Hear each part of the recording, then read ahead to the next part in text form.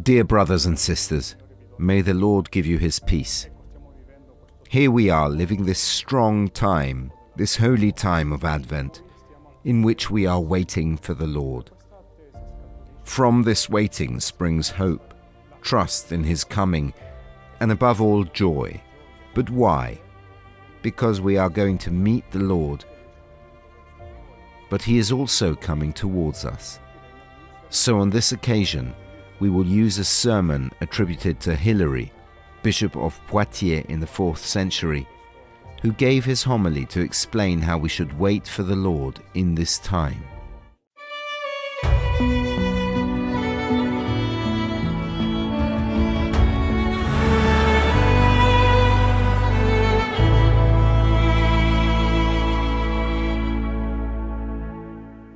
Per Ilario è importante farsi questa domanda: chi attendo? Chi sto aspettando? For Hilary, it is important to ask this question: who am I waiting for? Who am I expecting? For if we wait for the Lord, we will not be confused in our waiting, for the Lord who comes does not disappoint. And then, resorting to the image of treasure referring to the Lord, the Bishop of Poitiers asks himself, "Where is my treasure?" and then exhorts his faithful by saying thus, "Let your hearts therefore follow their treasures. Let your thoughts be fixed above, and your waiting be suspended to God." Here we are, to wait for the Lord, to keep our hearts suspended in God, waiting for the coming Lord. According to Hilary, the Lord is the awaited of the Gentiles, and reading the Old Testament, he says that our fathers, the prophets, the ancient fathers, were not disappointed in their waiting because the Lord came, became incarnate, and they recognized him in the humility of the flesh of our humanity. Hilary argues that the Church also waited for the first advent of the Lord with all the righteous of the Old Testament, and in the same way, even today, it waits for the second coming of the Lord in glory. So this coming of the new alliance. For Hilary, the Lord is the expected of the nations. In fact, all the righteous of the Old Testament, the prophets, waited for him and were not disappointed in their expectation. In fact, the Lord came. The first time, he became incarnate and was recognized in the humility of the flesh.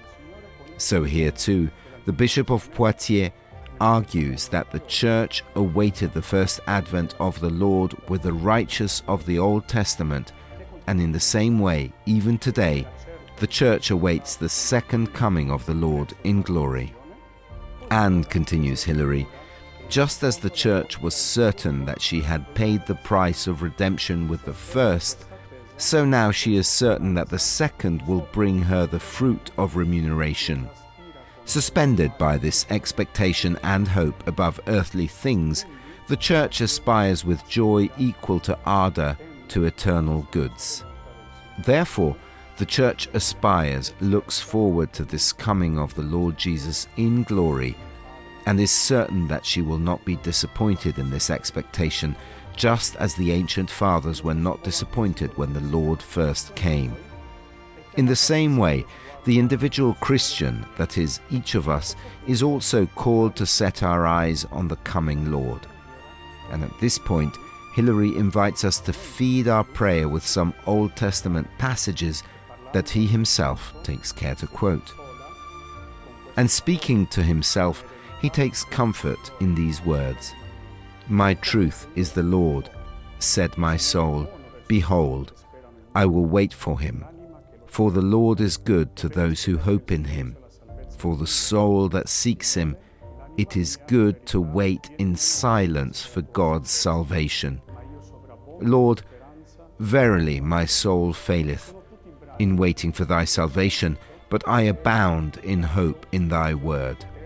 These are Old Testament passages that Hilary uses to nourish his prayer in this time of the Holy One of Advent, a time when we are called to wait on the Lord. This waiting for the Church may certainly be long, but it does not diminish our confidence in the coming of the Lord.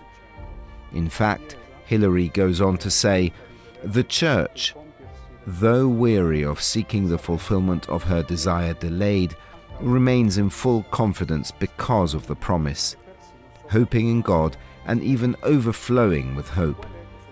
But what is this opportune time when the Lord will come?